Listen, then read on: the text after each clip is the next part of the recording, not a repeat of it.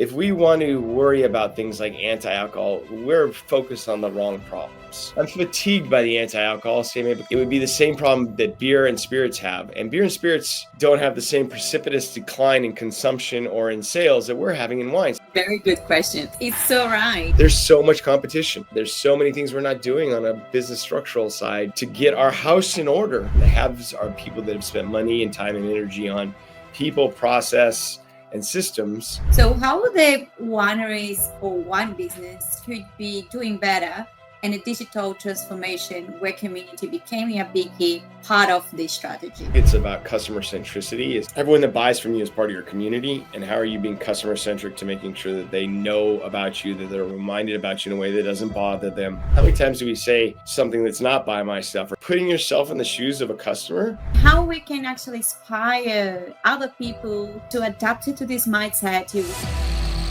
Hi, Paul. Thank you so much for accepting the invitation to be part of the Vino Visionaries. We are very proud of you be part of this project where we try to inspire other people and understand the different paths in the wine industry.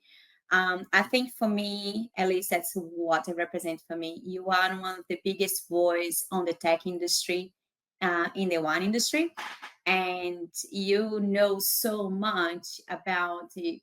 We most of us don't have a lot of confidence, and I think this podcast is going to be amazing for us to go through these details and the connections between the tech and the wine industry. So, but who probably most of people know you, like everyone is talking about Paul Mabray, everyone knows you, but just in case someone else doesn't know who you are, can you just give you like a little short introduction about yourself? Yeah, I think I'm probably one of the crazy guys in the wine industry who's focused on the tech side my whole career since the beginning. So I'm a little bit of the tech OG original gangsters of the group. And I've been doing it for a long time now at this point. And with some very good successes and, some failures, some very high profile failures as well. And I've learned from both of those. And always my goal has been to help the wine industry get smarter, faster, better, and more effective through technology. That's been my DNA, my guiding north, and I work on it every single day, and I've worked at it for the last 20 years, actually. So a long time doing it, yeah, for sure. Paul, tell us. Lots of people is still scared about the potential of the tech in the wine industry. Most of the time, because we don't really understand what the impact the tech could do it in the wine industry, and we know it could be both sides. Mhm. For we not everything is 100%, and not everything is good. So, and then now with this new technology, we have the AI. It became like a big question Mhm. because people don't know what to do. We have AI as a tool, but also as agent. Like we're independent agent in making actually decisions. Mhm. And in different industries, and in this living LI, living intelligence, it's gonna change it quite a bit to all the markets. This is already well known, Mhm. and everyone is talking about it, but we're not entirely sure about how much it's going to affect in the wine industry and how it's going to affect the wine industry. And I know it's difficult to us to say this is definitely going to happen because we don't know. It's a very unknown space. But it's good to us to just keep thinking about and talking about to give some simulations and some scenarios so we can prepare ourselves for the future. So do you want to talk a little bit what do you see and what is your opinion about LI, AI, independent agents, and all those kind of things is innovations, how they're going to impact directly or indirectly to the wine industry? I look at all technology. Look, I'm a humanist at first. Everything is, at the end of the day, it's about human connections, whether we're buying or drinking the product, whether we're communicating. And technology is really a tool that allows us to scale that whatever we do. It's just a tool. It's just a shovel. Honestly, it's just a digital shovel. Um, I think that the problem with AI is the tool is it's an amazing tool. It's been around for a long time. Generative AI is new. Some of these large language models and such are new, but it's becoming more part of our business, and it's a little bit under the Gartner hype curve where we're hyping it like it's going to solve every problem under the sun. And the reality is it's going to probably let us down for a little while and then do it again. And it's going to be used for good and bad just the same. I did a speech not too long ago about the bad uses of AI. But again, it's just part of the technology wave that's happening, like the smartphone or like HTML code or code in general, right? And it's going to become part of all of the digital tools we have. And you're seeing it everywhere, whether it's Grammarly or, all the different tools to make us go faster, smarter, easier. And then they'll let us do higher level thinking and go faster on the things that are better, that can only be done by humans, right? And I think that that's the part that we have to realize, that it's not a perfect solution, and that we shouldn't be focusing all of our energy on that. We have a lot of things in the wine industry still to solve. I mean, that are not even advanced technology. We're still not even using search very well, or mobile websites, or e-commerce, or email marketing. There's a lot, and it's getting wider and more difficult to manage software and technology because there's more of it out there. Um, my concern about AI is all of the leaning towards it like it's the panacea, and it's just one part of a tool set that we have to use. It's like a toolbox. It's one piece of it that we're going to need to learn and use and adapt to. And we shouldn't make it the center of our focus. It should be, how do we use this tool? And the tool is going to become part of all the other things we do. I was using Excel the other day, and the AI helped me do something very quickly. I was like, help me color all these cells that have this word in it so I can find them faster, right? And it was a really clever tool, and it just made it go faster, right? It was one of those things that I would have had to program that in an Excel, macro that would have took me an hour or 30 minutes or whatever it was, and it didn't that fast, right? So And it was about e-commerce. So I know we have been very focused on e-commerce, and I think this is one of your strengths, because that's pretty much you do lots of things in like business on the e-commerce, and you be a consultancy on that. So do you think the wine industry could do way better, and how we could do it way better on sell online? Because everything is becoming digital, and in this new third wave, that's how we call this transformation of the world. We know things is going to be more digital than ever. And I can tell you from my experience here in Australia, and then looking in Australia, because if you're going to Europe, you're probably going to see more wineries don't have even websites. But I do have some wineries who don't have e-commerce, like doing e-commerce yet, or they have some actually uh, doing well now without a proper website or e-commerce. They don't really put themselves on online. And I see that as well, not just in Australia. I see so many other examples outside of Australia. In Europe, we can see lots of wineries doing well now, but they don't have e-commerce either. But at the same time, you're looking for the future, and I see all this third wave where every one of the futurists we're talking about community, online, digital transformations, and everything. So, and it make me build, make things put the pieces together to really what outside of the wine industry, what the wine industry is doing, and I start to see this connection. So, but that is my way to see things. But what are what are your thoughts about that, and how? What are we not doing yet? What we don't see yet that's probably coming, and how we can actually prepare ourselves for this big transformation of digital transformations coming along. Well, digital transformation is an interesting phrase because it's really about adaptation, and continual learning over and over again. And that's what digital is about, because it's changing so fast, right? If you think about digital, it's something that doesn't stop, right? And I think that that's, if you look at the center of digital transformation, it's about that adaptability and that continual learning cycle, and continuing to test and adapt and test and adapt, almost like a scientific process.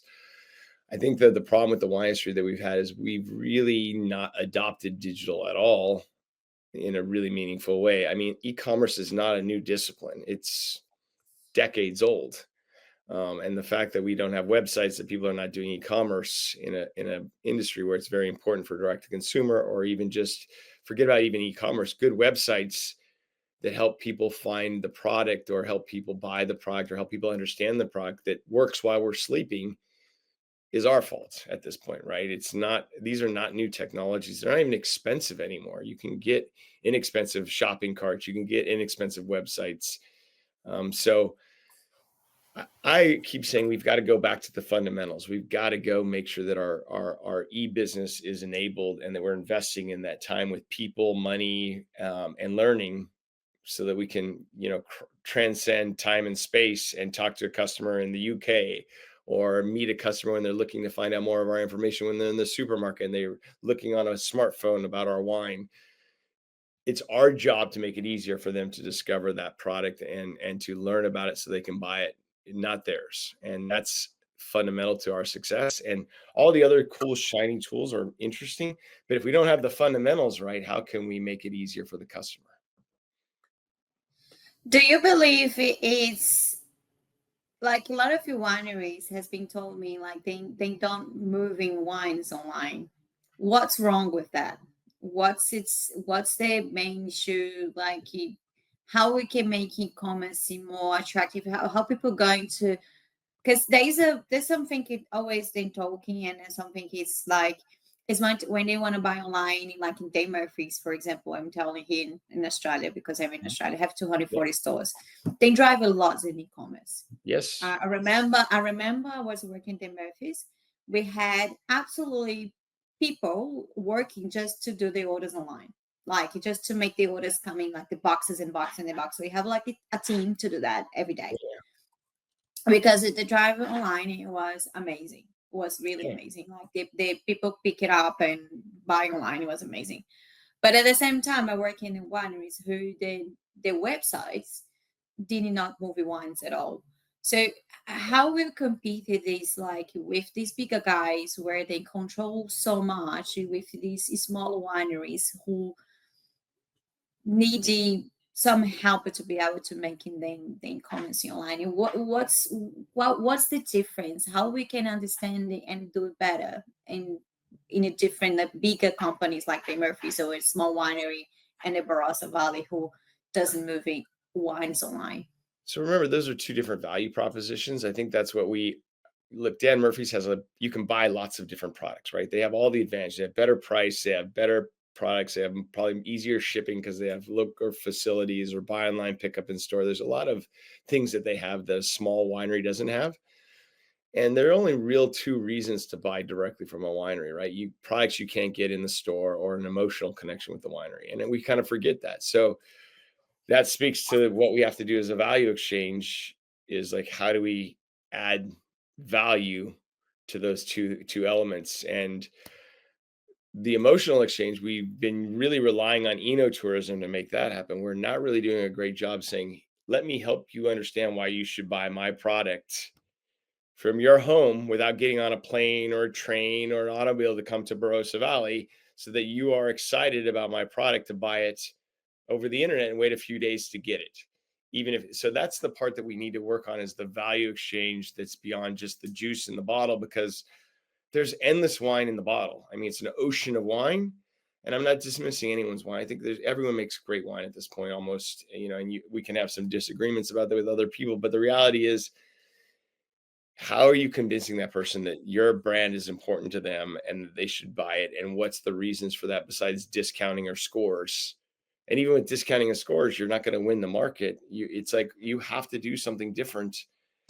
And some of it's storytelling, some of it's branding, some of it's price. There's a lot of factors, but you have to nail that part and not just expect people to buy your product because you make it. I mean, you have to go and be able to tell a story and share that story and drive that demand.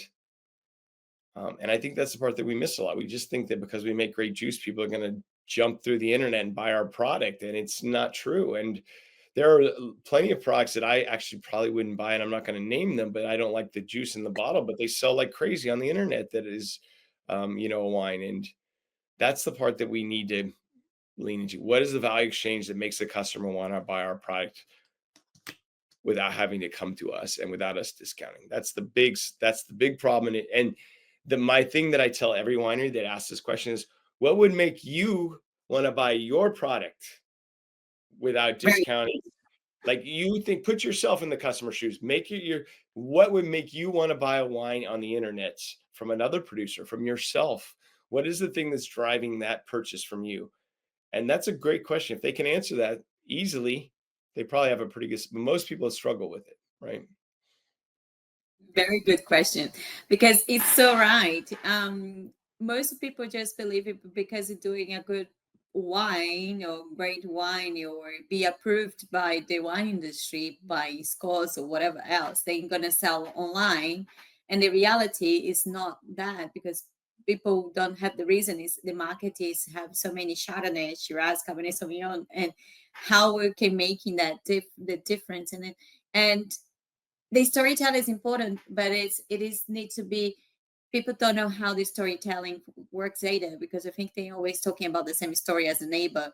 Is always the same in the same thing, and it doesn't make you Dynamic, different of the others. So if organic, it's genuine. storytelling, people need to know what is storytelling we're talking about, because if it's the same as your neighbor, if it's the same as anybody else, it's not going to make any difference either. Yeah. um and but the thing of do you believe there is a way for e-commerce drive e-commerce without to spend a lot of your money in marketing? Because I think that's something as well online and in digital. What people struggle so much is because marketing is a big word in the wine industry. um and I always struggle for having resources for money for pay for marketing. Um, and then I think people will struggle so much to understand the digital between marketing and sales and e-commerce.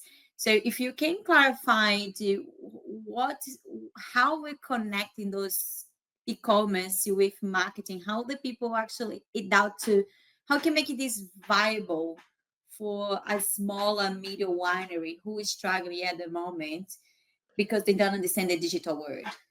Yeah, look, the digital is only an amplification of their storytelling. If they can't tell a story and do the marketing and like they're just telling the same story and they're spending money that's hard to convert, right? And look, the good news about digital is it's very measurable, right? For every X dollars you spend, you get Y sales, right? And that's what makes it very magical, and that's why so many people are going towards digital marketing, because it's good attribution, right? You can really identify the ROI or the return on advertising spend, or, but you have to have an objective, you have to have a storytelling, you have to have a channel, and you have to go do that work. And it's kind of very block and tackling and fundamentals. But you don't have to get like crazy selling. I mean, like if you make 2,000 cases, you don't need to do expensive marketing. You just need to do good marketing and good customer reason to buy. I mean, if you're a good enough brand where people and you get a small cluster of consumers, you should be able to tell the story that they tell the story for you and make it spread along. And there's so many brands that have grown up outside of wine that's just about it's about the storytelling that they told, or they were really clever about how they made their marketing or how they helped their story be transferable or spread. And I think we forget that. We forget that and we use marketing as a dirty word. It's not a dirty word. Everything is marketing. Your label, a region is a marketing tool. Barossa is a marketing tool, right? Because it's telling you the quality comes from this place. Everything we do is marketing. The name of our product is marketing. I think that we need to stop throwing rocks at marketing. And I get why some people do, because, there's false promises that sometimes people make in marketing, but there's also just everything we do with our product is marketing. And we need to stop treating it as if it's a negative and say, you know what, I'm glad we're marketing. We want to learn how to talk to customers. We want to be able to tell this story. We want to do something fun and clever, or intelligent and smart or classy. I mean, these are all elements of marketing, but what works for that person's brand is the most important part. And how do they tell that story, and how do they share their unique selling proposition above everyone else's is something that we need to get a better handle on. And your point is exactly right. If we're saying the same thing as our neighbors, why should they buy us? Because wine is infinitely substitutable. I know that, like, to your point, if I can't find the Chardonnay I want on the shelf, there's 100 other ones I can pick from that day at a nearby price, cheaper, more expensive, or the same price, and I can easily get satisfied by substituting that wine. And I think we forget that.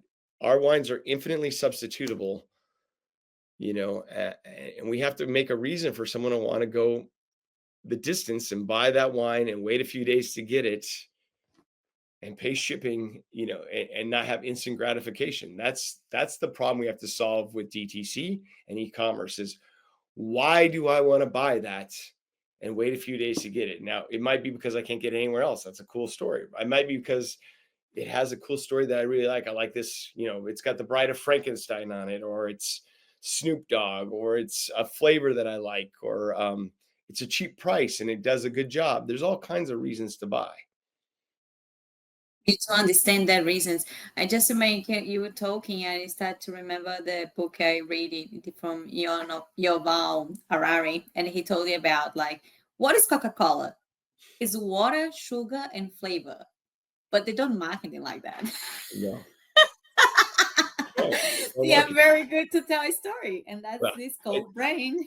yeah, and every time I hear people say, "Well, it's the taste of wine that young people don't like," that's not true. I mean, do you know how many gross products that people drink all the time? I mean, have you ever had Jägermeister? Oh my god, what a terrible, or the hard kombucha doesn't taste that good, I don't think. Or there's like all kinds of energy drinks like Red Bull. It's not very tasty, actually, to be honest with you. But like people buy it like crazy. So Yeah, I that yeah. story is the wrong narrative, and there's lots of wrong narratives that we keep pointing to, that we keep letting people tell us, which is, young people don't drink wine, anti-alcohol. All these things are not the narratives we should be worried about. The thing we should be worried about is how are we meeting our customers where they are, and how are we telling them the stories that help them buy. And that's why I'm such a proponent of digital, because digital is a universal truth in first world countries. We are digital societies now. We have a smartphone in our pocket. We have the Library of Alexandria in our pocket through Google. We have the ability to buy anything we want through our smartphone. Everything is right there in our pocket. And if we're not meeting the customer in their pocket, we're making the mistake.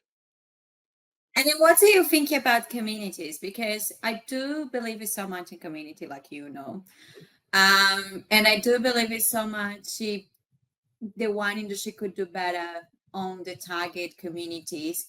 And that is probably what's going to help you on the DTC, on the e-commerce as well. So how the wineries or wine business could be doing better in a digital transformation where community became a big part of the strategy? Yeah, look, community management's a challenging word in general. I think it's about customer centricity, is the way I would look at it differently, which is everyone that buys from you is part of your community. And how are you being customer centric to making sure that they know about you, that they're reminded about you in a way that doesn't bother them, that for every time you're asking for something, you're giving something. So we have all these emails saying, buy my stuff, buy my stuff. How many times do we say something that's not buy my stuff, or tell them the stories and keep in their mind share? So that in its own right is kind of a community management, but like it's about that customer. How am I treating my customer? How am I making sure that their customer is important to me, and that I'm thinking about them in the ways that are important? How would I want to be treated as a customer? And I think that putting yourself in the shoes of a customer will change the lens on how you think about selling your product. Like, what would inspire me to want to buy?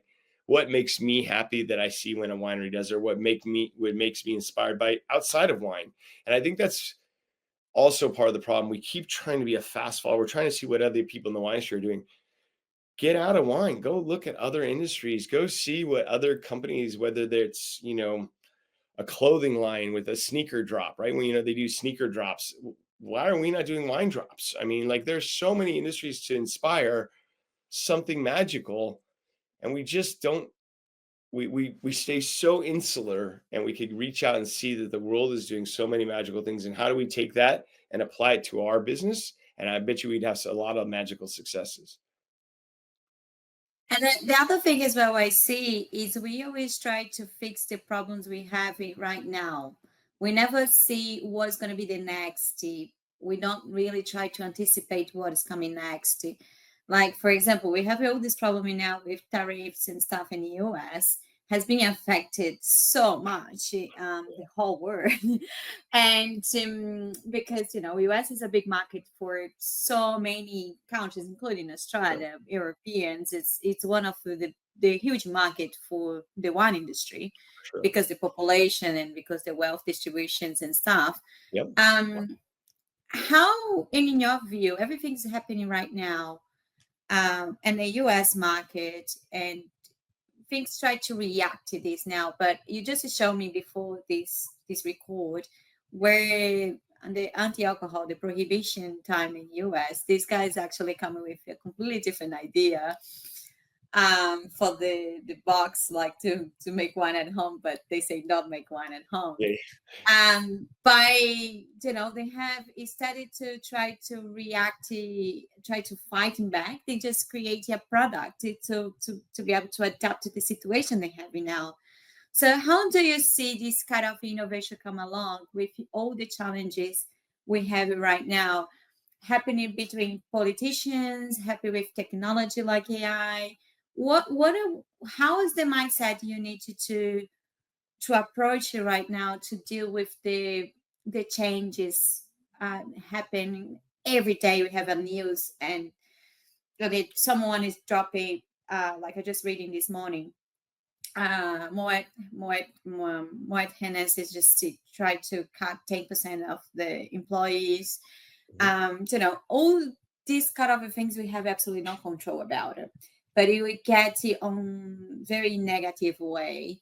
How we can drive it, these all changes it down to stop yourselves, because one of the things I admire you so much is because you have been happen past for so many things in your life. It was not 100% amazing, but No. you keep going.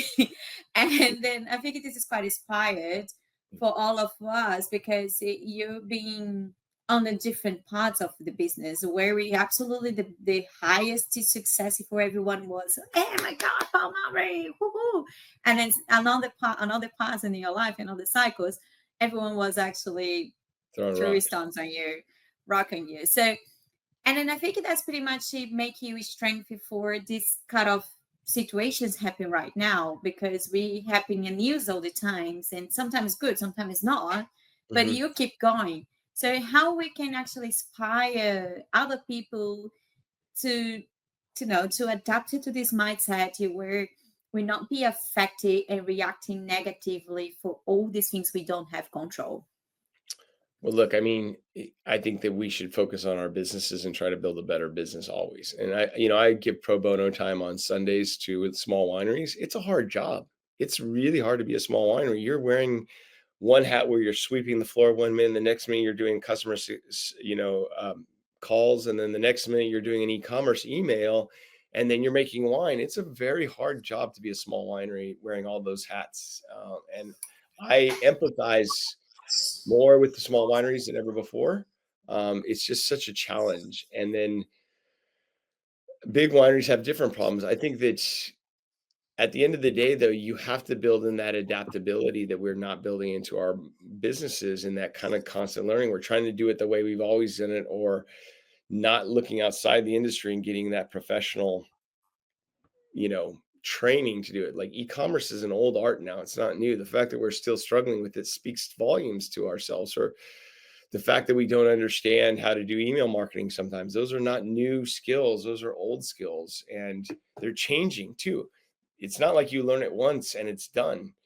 E-commerce is going to be different next year than it is this year, and it's going to be different 2 years from now than it was 2 years ago. Um, that's a hard problem to do, to be able to devote that time on that constant change, because time is the one resource we don't have enough of. So I think, again, I go back to the adaptability. I don't all this other stuff. If we want to worry about things like anti-alcohol, we're focused on the wrong problems, because if and I I'm agree, really 100%. I'm fatigued by the anti-alcohol statement, because if anti-alcohol was the wine industry's problem, it would also it would be the same problem that beer and spirits have. And beer and spirits don't have the same precipitous decline in consumption or in sales that we're having in wine. So I, anti-alcohol will affect them more than us, and they're not affecting us. We have a different problem, and we need to focus on our problem. And our problem is, how do we get more professional talking to customers? How do we use our marketing dollars appropriately and understand the dynamics of our business, which is there's so much competition. There's so many things to do. There's so many things we're not doing on a business structural side. to get our house in order. And I'll say this, I live in Napa. I'm very lucky. There's a lot of wineries here, and right now what we're seeing in the wine industry is a lot of haves and have-nots. And the haves are people that have spent money and time and energy on people, process, and systems, and they're not killing it, but they're performing above market, right? So in the worst times, they're performing above market. When the market comes back, they're going to be going like gangbusters. And then the other people, now the market's hard and they didn't invest in those three things, and they're trying to fix the plane while the wings are on fire. It's very hard to do. And I understand why it feels very challenging for a little winery, because when sales are slow and you're not able to do anything, you're trying to do everything to make the sales, and you can't fix your e-commerce store. You can't fix your email marketing. You can't fix your branding. You can't fix too much to fix at the same time. Or you have employees that don't know what to do, Yes. so this is the problem. We need to invest in these things and get our infrastructure and our business in order, and really focus on that, creating that adaptability so we can keep growing our business and our staff to be better in the future. And if I was a small winery, that's what I'd be investing in. How do I make my business work better, more streamlined, so that I, as a small company, when I'm sweeping the floor, I'm making a sales transaction over here without having to get on the phone and call. The e-commerce is working. Or I do an email blast once and I talk to 1,000 people. Or I do a social media post and I get 5 sales or 1 sale even. And it's worth that ROI. I'm doing it for a reason. I've got a purpose, and it has intent, and it's trained. And I've learned how to do these things so that I can generate dollars when I do these activities, or streamline and save money and energy using technology. That's what I would be doing. And technology, exactly. I think that's you very good to say. Like why we should use technology is pretty much for saving us time to cut ages, to save us time and to do things we manually could do it. It's meant to save us time and money. And this is where I've been very harsh lately. I think you've seen it like I've been very, very harsh, which is because I volunteer on Sundays to these small wineries helping out pro bono. And I'm happy to help This is anyone so that wants. amazing, Paul. I admire you so much. Oh my gosh, it's Thank amazing you. what you're doing. I love it. It's my neighbor, it's my family. I mean, I want the wineries to succeed. I live in Napa. My wife runs a winery. My best friends are winery. My family works at wineries around the world. It's a global community. I'm doing this actually to learn so I can help. I want to see us succeed through these things. So while I was doing this pro bono work and doing these things, what I found is that a lot of the technology solutions are not actually helping or solving problems. They're adding more weight, into more rocks in the backpack of the little winery, where they're having to reconcile compliance with their e-commerce, and they're spending hours wasting energy when the technology is supposed to unlock that problem. Or they're spending exorbitant amounts of money on technology that's actually very cheap to use, but Oh my because gosh. yeah, there's lots of companies have charged way too much money for things, or they don't work well. That's one of my biggest fears with Shopify right now. I love Shopify. It's a great tool, and it's one of the best 2 software platforms for e-commerce. But to make Shopify work for a winery, you need to add plugins that are wine specific. And there's hundreds of plugins now that are out there.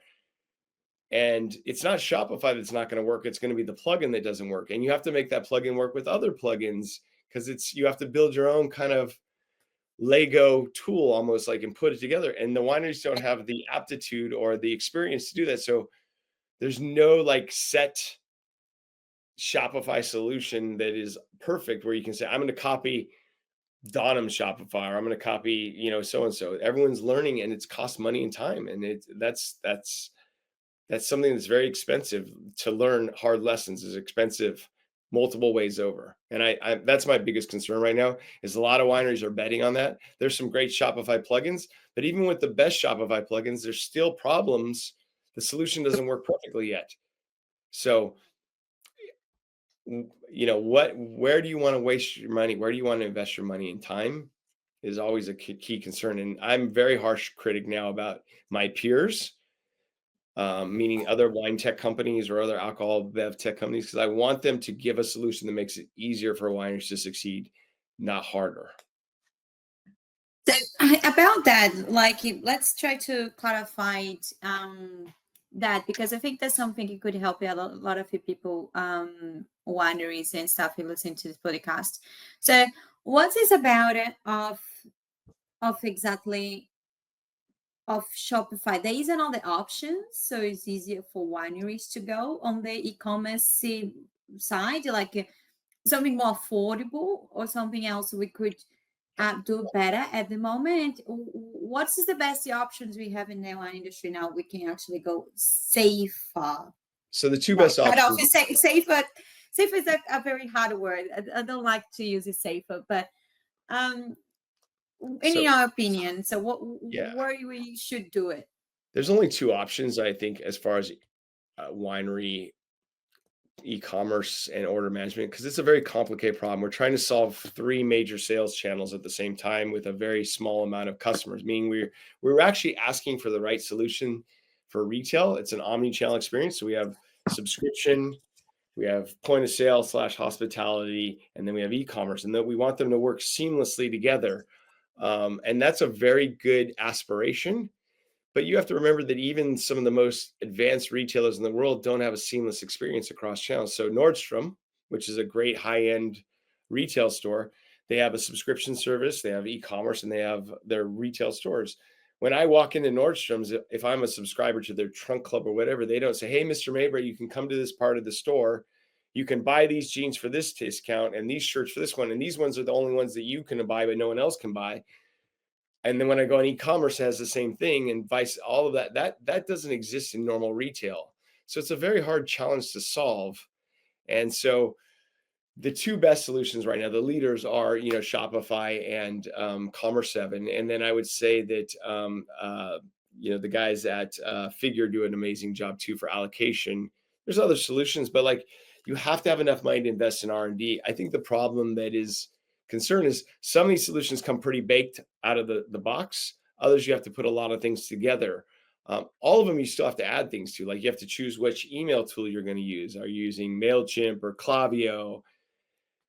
And you need to know what the advantages and disadvantages of using those tools with those systems are. And that requires the brand owners, the wineries, to go learn those systems or learn ones or talk to peers and set it up appropriately. The problem with Shopify is there's a lot of parts you have to add to make it work like a Commerce 7 or a Figure, or I think it's Offset actually is the name of the company now. But like, and I love Shopify. It's one of the best solutions out there, but you need to go into it with open eyes to say what parts make it work. So for example, I think the Atomic subscription tool is the best one out of all the subscription tools for Shopify. But you still have to put Atomic together with a POS system, with an email, and make sure that they're working together. So yeah, it's a fascinating problem. Those are the three best: Offset, Commerce 7, and Shopify with Atomic that I would recommend. But you have to judge for yourself. The problem is there's so many little solutions out there that people have signed up for that just don't have the R&D money, don't have the development, and they've made it easier for little wineries sometimes to work, but it's not actually giving them an advantage of selling more wine. It's actually causing more problems. And that's something like that's the biggest problem as well. We don't understand so much this word of e-commerce and the options we have there, and we end up doing the some mistakes, and that's something we very lost because it's too many options right now.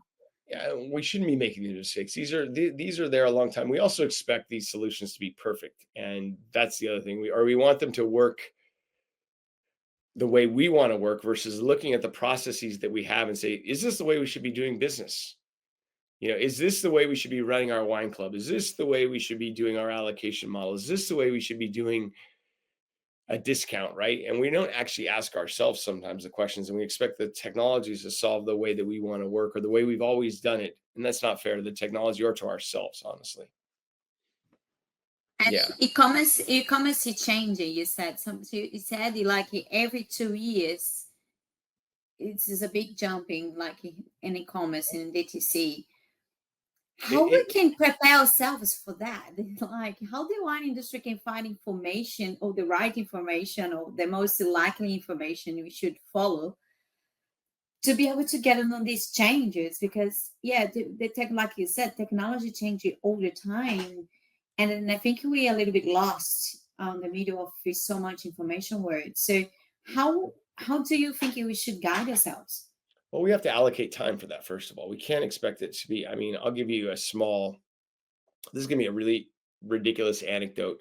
I'll bet you if you went on to people that bought Shopify 2 years ago or Commerce 7 2 years ago, that most of them are still using the default settings in lots of the settings. These are big tools with lots of settings.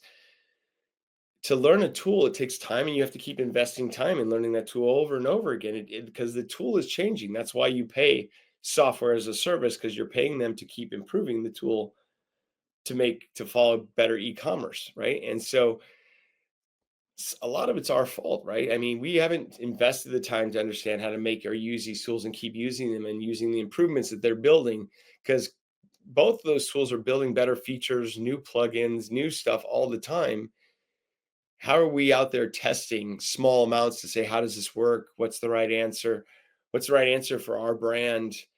And that's investment of time and money and energy. And that's something we struggle with, is that kind of investment in what feels like time that we're losing, but it's actually knowledge gain that we're doing. We're learning how to use a tool to make it more efficient and effective for ourselves and to save money later on, because then you don't have to learn it when it's desperately necessary, right? You already know how to turn on the spigot to make some more sales. You don't have to learn it from scratch. So a lot of the wineries are struggling with e-commerce right now. It's desperate times. It's a hard time out there for all of us, right?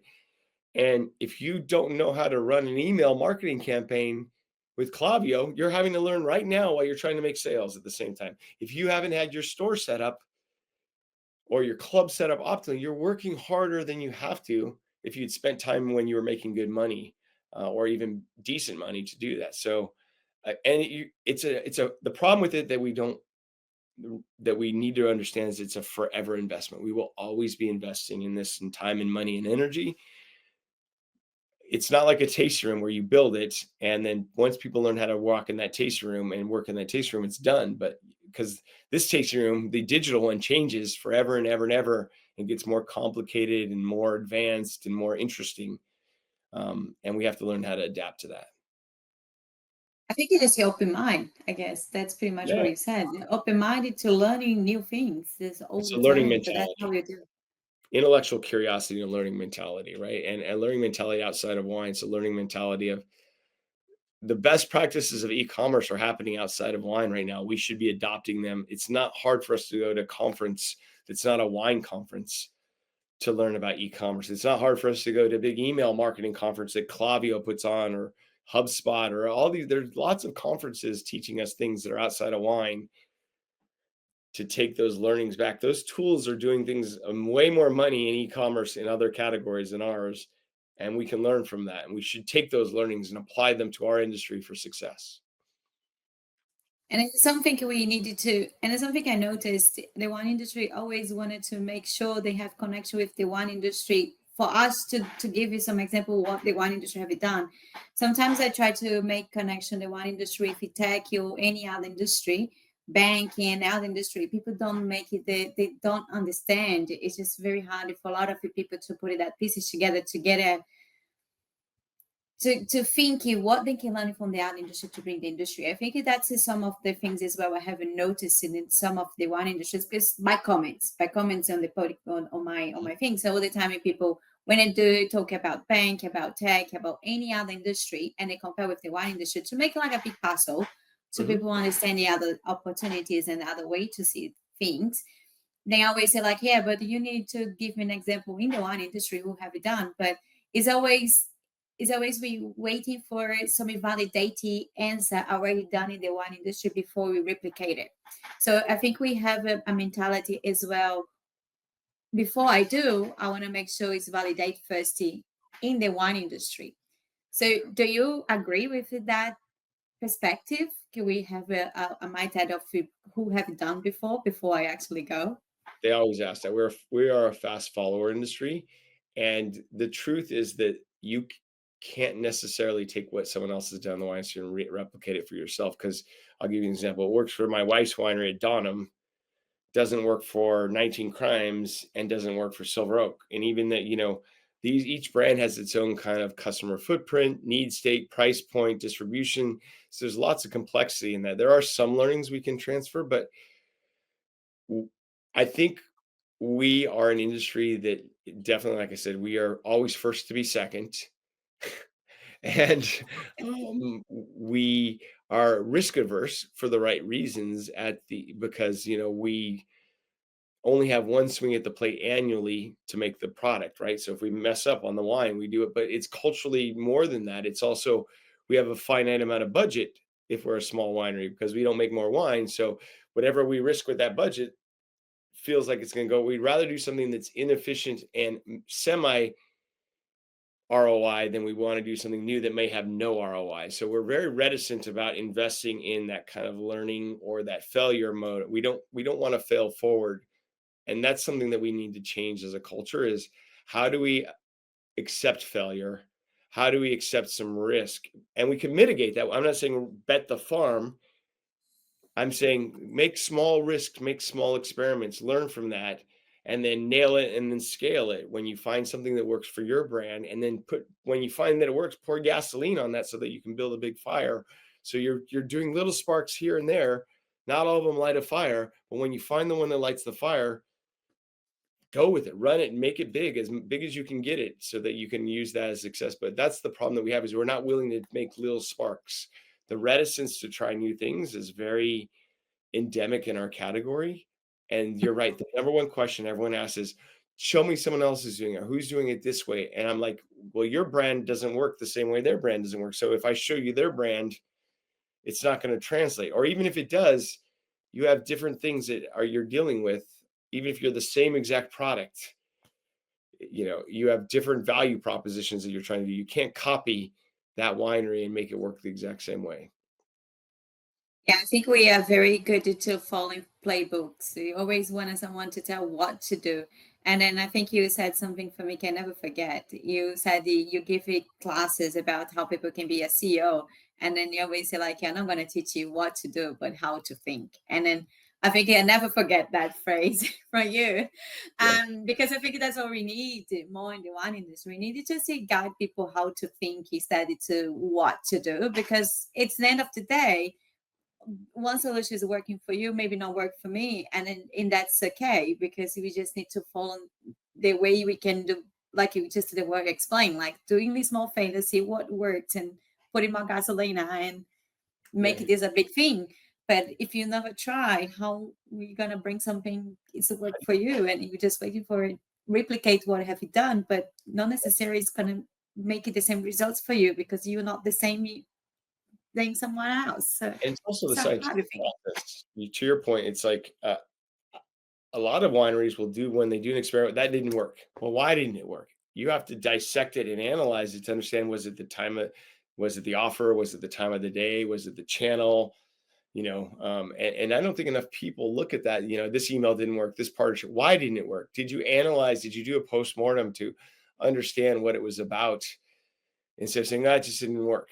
And we do that a lot. We throw our hands up in the air. We've tried that. Well, why didn't it work? What's the thing that caused? Was it us? Was it the offer? Was it the time of the day? Was something happening in the world? Was COVID going on? I mean, there's a myriad of reasons that you have to dissect. But to your point, it's how to think and how to try these things. But also, we do need some basic playbooks that we are not seeing. Like using the Shopify example, what is the right combination of plugins that someone should pick so that they can at least start from zero? It works, right? The engine works, and now I can run it whichever way I want. But what's the right way to set up Klaviyo if you're the first time as a winery, so that you have a good email system, so you don't have to go start from scratch and learning and say, okay, I'm trying to record some of that stuff so I can like disseminate it. Because when I was going through these pro bono learning these things with them, it's like it's kind of hard to find that information. It's kind of institutional knowledge, and some of it shouldn't be institutional knowledge. Some of it should be very shared and easy. And the big companies like Klaviyo, MailChimp, they're too big to care about a little wine industry, so they're not going to write it for us. So we got to figure it out. Yeah, exactly. No, it's very good conversation, but I really enjoy this kind of a brainstorm kind of thing. Like you just try to make questions and try to understand the different scenarios and simulations in the wine industry and why we needed to bring some different perspectives, the way we see things and the way we think.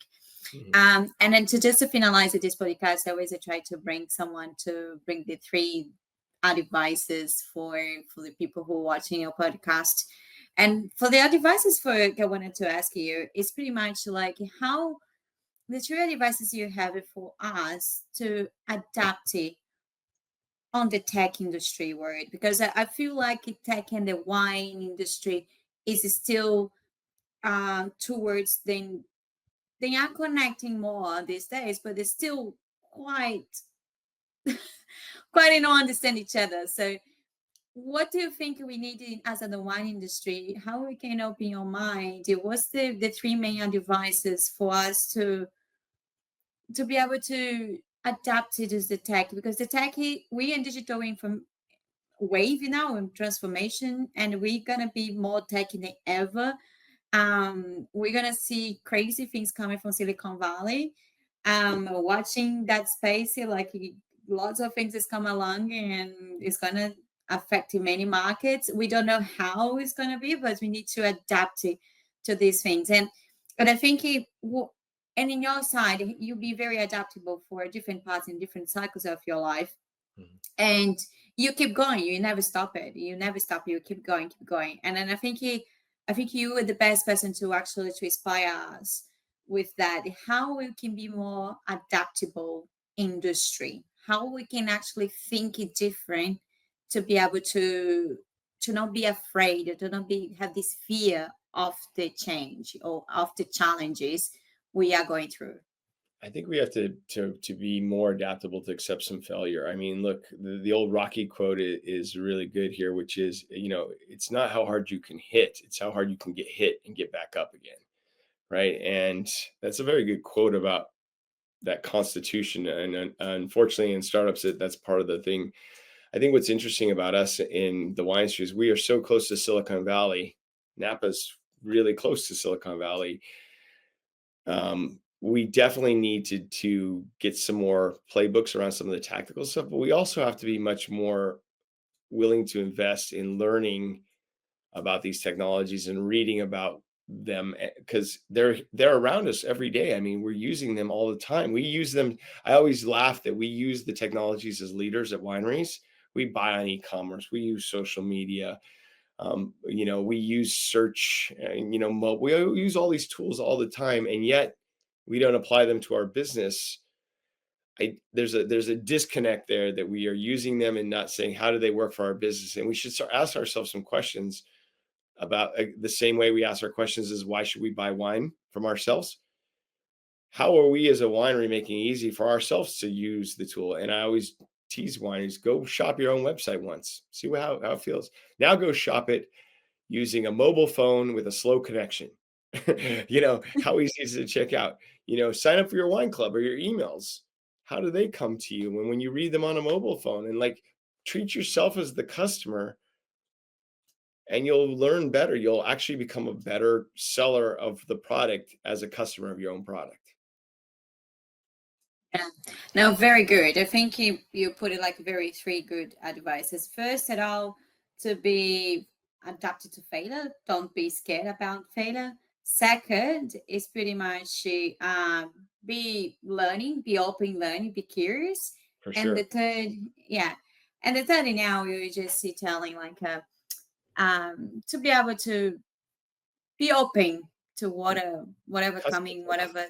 Yeah, yeah, and be open to. But the customer centricity, the first two, the adaptability is the art learning, but those for two, failure at learning, a continual intellectual curiosity. And the last one is be customer centric.